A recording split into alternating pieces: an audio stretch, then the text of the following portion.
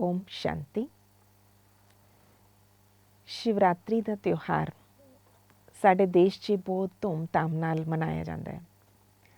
सारे देश 'ਚ सारे मंदिरां दे बाहर वेखो तां सवेरे तो ही लाइनां 'ਚ भगत खड़े हो गए। तां सवेरे सजरे आके ते दिने 12-1 वजे तक पूजा पाठ अपनी भगती दी अपनी श्रद्धा नाल बड़े प्यार नाल ਉਹ ਕੀ ਚੜਾਉਂਦੇ ਨੇ। शिवरात्रि क्यों मना रहे हैं ਤੇ ਇਹਦਾ ਆਧਿਆਤਮਿਕ ਅਰਥ ਕੀ ਹੈ। ਅੱਜ ਥੋੜਾ ਜਿਹਾ ਇਸ ਗੱਲ ਤੇ ਆਪਾਂ ਚਰਚਾ ਕਰਾਂਗੇ। ਕੁਝ ਗੱਲਾਂ ਤੇ ਪ੍ਰਕਾਸ਼ ਪਾਵਾਂਗੇ ਕਿ शिवरात्रि ਸਭ ਤੋਂ ਪਹਿਲਾਂ ਤਾਂ शिव ਅਰਥਾਤ ਨਿਰਾਕਾਰ ਪਰਮਾਤਮਾ। शिव ਨਿਰਾਕਾਰ ਨੂੰ ਵੀ ਕਹਿੰਦੇ ਨੇ ਤੇ शिव ਕਲਿਆਣਕਾਰੀ ਨੂੰ ਵੀ ਕਹਿੰਦੇ ਨੇ। ਤਾਂ ਪਰਮਾਤਮਾ ਇੱਕ ਹੈ ਤੇ ਸਾਰੇ ਸੰਸਾਰ ਦਾ ਪਿਤਾ ਹੈ। ਤਾਂ ਸੰਸਾਰ ਦਾ ਸਿਰਜਣਹਾਰ ਇਸ ਸੰਸਾਰ ਨੂੰ ਰਚਣ ਵਾਲਾ ਰਚయిਤਾ ਕ੍ਰੀਏਟਰ ਕਿੰਨਾ ਕੁਛ ਆਪਾਂ ਪਰਮਾਤਮਾ ਬਾਰੇ ਕਹਿੰਦੇ ਹਾਂ। ਤਾਂ ਪਰਮਾਤਮਾ ਇਸ ਧਰਤੀ ਨੂੰ ਬਣਾਇਆ ਤੇ ਸਾਰੀ ਸੰਸਾਰ ਦਾ ਡਰਾਮਾ ਚੱਲ ਰਿਹਾ ਹੈ। ਪਰ ਸੰਸਾਰ 'ਚ ਪਰਮਾਤਮਾ ਨੂੰ ਆਉਣ ਦੀ ਲੋੜ ਕਦੋਂ ਪਈ? ਉਹਨੂੰ ਤਦ ਆਉਣਾ ਪੈਂਦਾ ਜਦ ਸੰਸਾਰ 'ਚ ਬਹੁਤ ਧਰਮ ਗਲਾਨੀ ਹੋ ਗਈ, ਦੁਨੀਆ 'ਚ ਦੁਰਾਚਾਰ ਅਤਿਆਚਾਰ ਬਹੁਤ ਵੱਧ ਗਿਆ। ਤਾਂ ਸੰਸਾਰ 'ਚ ਫਿਰ ਸੇ ਪਰਮਾਤਮਾ ਨੂੰ ਆਉਣ ਦੀ ਲੋੜ ਪਈ। ਤਾਂ ਜਦੋਂ ਪਰਮਾਤਮਾ ਆਉਂਦੇ ਨੇ ਇਸ ਧਰਤੀ 'ਤੇ ਤਾਂ ਉਹੀ ਸ਼ਿਵ ਸਵਯੰਭੂ ਕਹਿਲਾਉਂਦੇ ਨੇ। ਜਿੱਦਾਂ ਆਪਾਂ ਕਹਿੰਦੇ ਅਜੂਨੀ ਸੈਭੰਗ। ਪਰਮਾਤਮਾ ਸਵਯੰ ਇਸ ਧਰਤੀ 'ਤੇ ਆ ਕੇ ਆਪਣਾ ਕੰਮ ਕਰਨਗੇ, ਆਪਣਾ ਪਰਿਚੈ ਦੇਣਗੇ ਤੇ ਸੰਸਾਰ ਨੂੰ ਦੁੱਖਾਂ ਤੋਂ ਮੁਕਤ ਕਰਨਗੇ। ਲਿਬਰੇਟਰ ਗਾਈਡ ਬਹੁਤ ਕੁਝ ਪਰਮਾਤਮਾ ਬਾਰੇ ਕਹਿੰਦੇ ਆ ਕਿ ਪਰਮਾਤਮਾ ਇਸ ਸ੍ਰਿਸ਼ਟੀ ਨੂੰ ਪਤਿਤ ਤੋਂ ਪਾਵਨ ਬਣਾਏਗਾ। ਤਾਂ ਪਰਮਾਤਮਾ ਦੀ ਇਹ ਖੂਬੀਆਂ ਹੈ। ਬਟ ਆਪਾਂ ਪਰਮਾਤਮਾ ਨੂੰ ਯਾਦ ਕਰਦੇ ਹੋਏ ਜਾਂ ਉਹਦੀ ਸਮ੍ਰਿਤੀ 'ਚ ਜਦੋਂ ਸ਼ਿਵਰਾਤਰੀ ਮਨਾਉਂਦੇ, ਰਾਤਰੀ ਅਰਥਾਤ ਰਾਤਰੀ ਮੀਨਸ ਅੰਧੇਰਾ ਤੇ ਹਨੇਰੇ 'ਚ ਆਪਾਂ ਨੂੰ ਕੁਛ ਦਿਸਦਾ ਨਹੀਂ। ਹਨੇਰੇ 'ਚ ਵਿਅਕਤੀ ਠੋਕਰਾਂ ਖਾਂਦਾ ਹੈ, ਭਟਕ ਜਾਂਦਾ ਹੈ ਤੇ ਗਲਤ ਕੰਮ ਕਰਦਾ ਹੈ।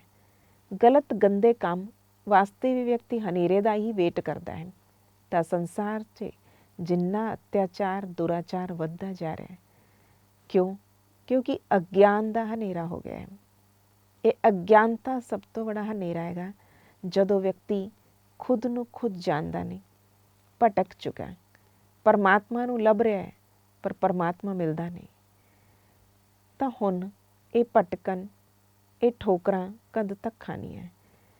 ਦਿਨ ਦਿਹਾੜੇ ਲੋਕੀ ਗਲਤ ਗੰਦੇ ਕੰਮ ਕਰ ਰਹੇ ਨੇ ਤਾਂ ਇਹਨੂੰ ਕਹਿੰਦੇ ਨੇ ਅਗਿਆਨ ਦਾ ਅੰਧੇਰਾ। ਕਿਉਂਕਿ ਬਾਹਰ ਤੋਂ ਆਪਾਂ ਨੂੰ ਵਿਖਦਾ ਹੈ ਕਿ ਸੋਜਰਾ ਹੈਗਾ ਹੈ, ਉਜਾਲਾ ਹੈਗਾ ਹੈ, ਦਿਨ ਹੈਗਾ ਹੈ।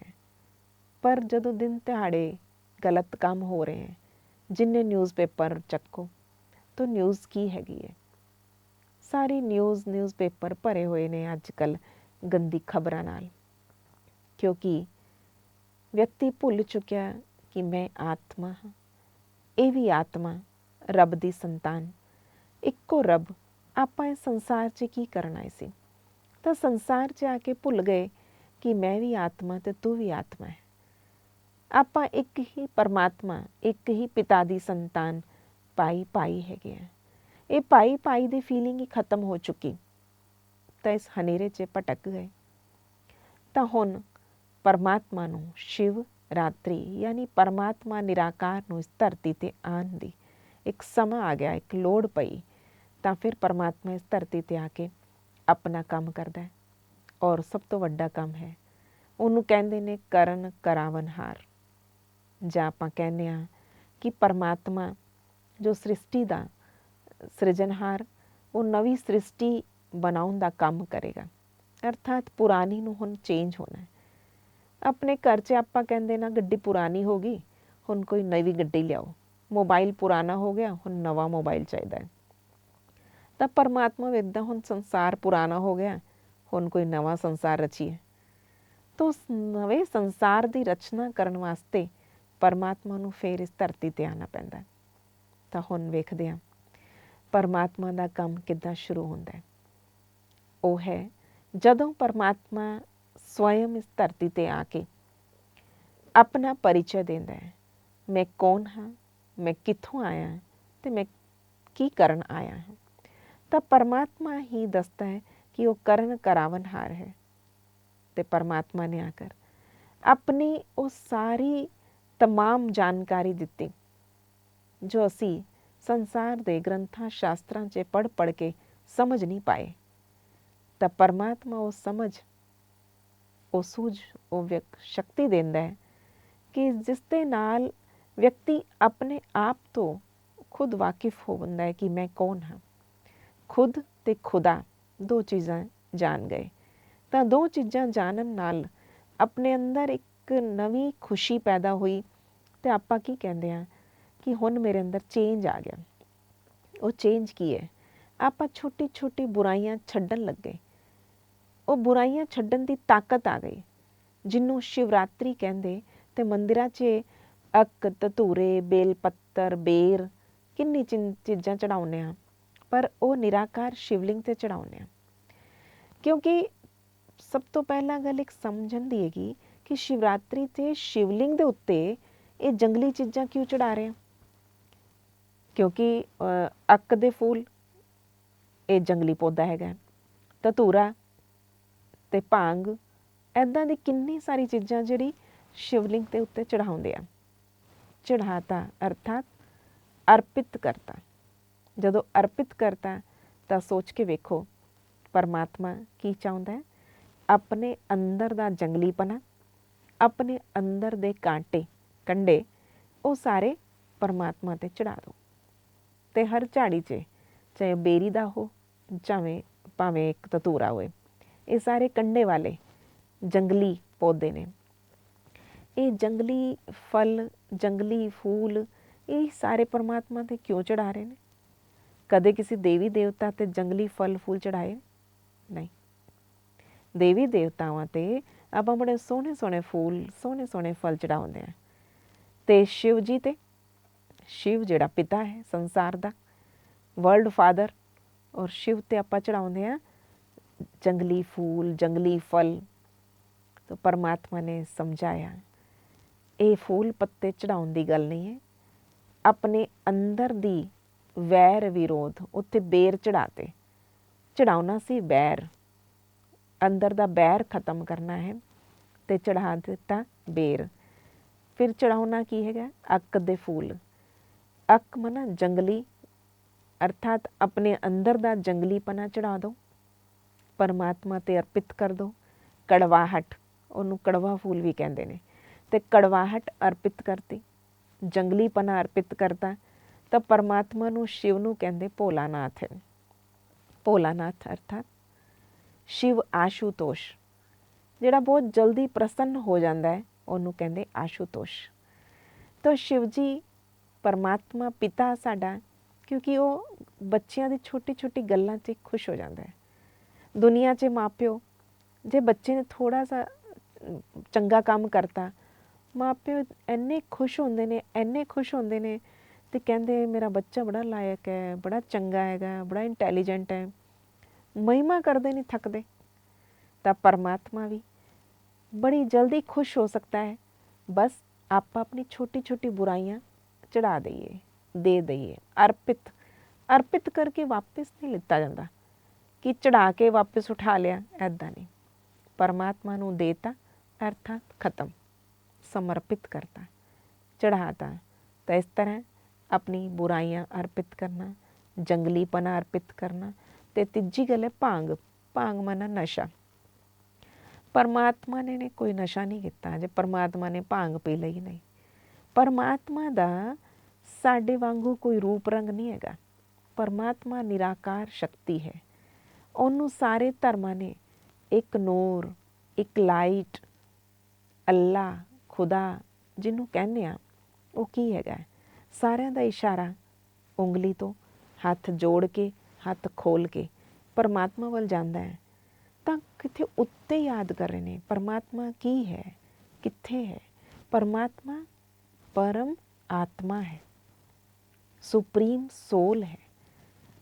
ਉਹ ਕਹਿੰਦੇ ਕਿ ਇਸ ਸੰਸਾਰ ਤੋਂ ਪਰੇ, ਅਰਥਾਤ ਕਹਿੰਦੇ ਨੇ ਪਾਰ ਬ੍ਰਹਮ ਪਰਮੇਸ਼ਵਰ ਤੁਮ ਸਭ ਕੇ ਸੁਆਮੀ।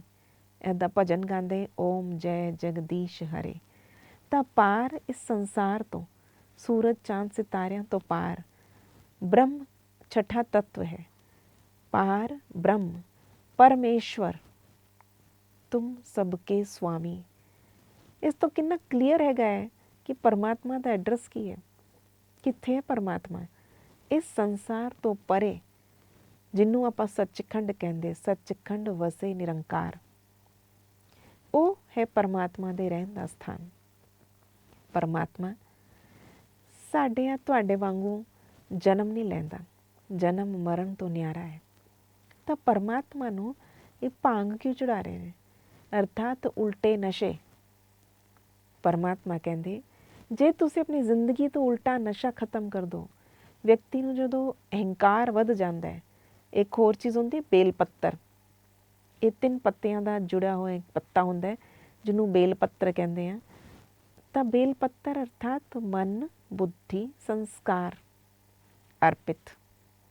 हे ਪਰਮਾਤਮਾ, ਹੁਣ ਮੇਰਾ ਮਨ ਨਹੀਂ, ਮੇਰੀ ਬੁੱਧੀ ਨਹੀਂ, ਮੇਰੇ ਸੰਸਕਾਰ, ਮੇਰੀ ਨੇਚਰ ਨੂੰ ਬਸ ਕਹਿਣਾ ਹੈ ਤੇਰੀ ਰਜ਼ਾ 'ਚ ਰਾਜ਼ੀ।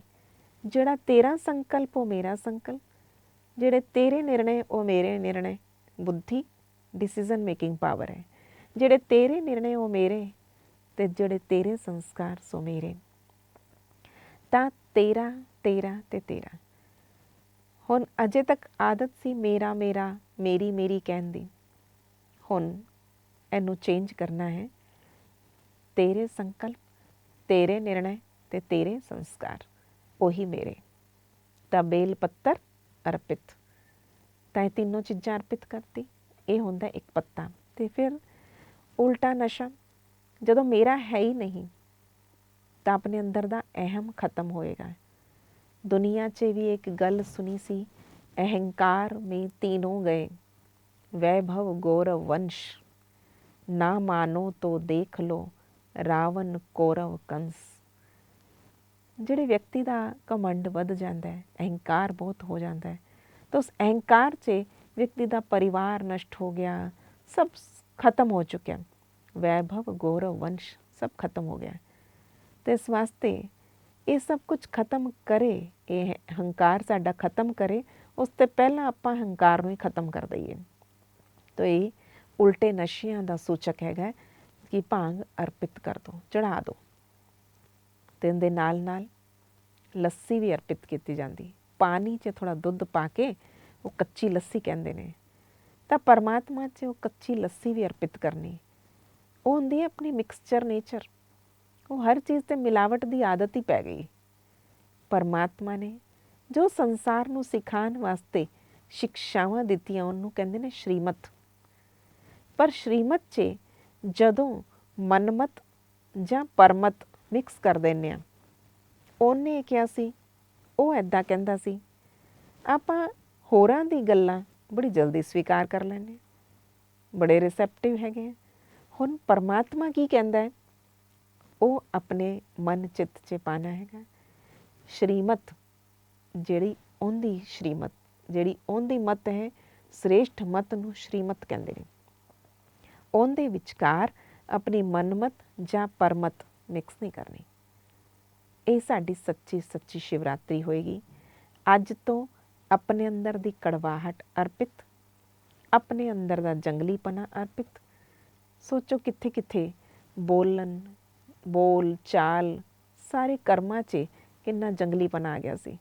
ਤਾਂ ਉਹ ਆਪਣਾ ਜੰਗਲੀਪਨਾ ਵੀ ਅਰਪਿਤ, ਉਲਟੇ ਨਸ਼ੇ ਵੀ ਅਰਪਿਤ। ਜਿਹੜੇ ਵਿਅਸਨ ਤੇ ਵਿਕਾਰ ਖਤਮ ਹੋ ਜਾਣ ਤਾਂ ਇਹ ਤਾਂ ਸੱਚੀ ਸੱਚੀ ਸ਼ਿਵਰਾਤਰੀ ਹੋ ਜਾਏਗੀ। ਔਰ ਪਰਮਾਤਮਾ ਜਿਸ 'ਤੇ ਖੁਸ਼ ਹੋ ਜਾਏ, ਉਹਦੇ ਜੀਵਨ ਦਾ ਕੀ ਕਹਿਣਾ ਹੈ। ਤਾਂ ਤੁਹਾਨੂੰ ਸ਼ਿਵਰਾਤਰੀ ਦੀ ਬਹੁਤ ਬਹੁਤ ਮੁਬਾਰਕ ਹੋ। ਓਮ ਸ਼ਾਂਤੀ।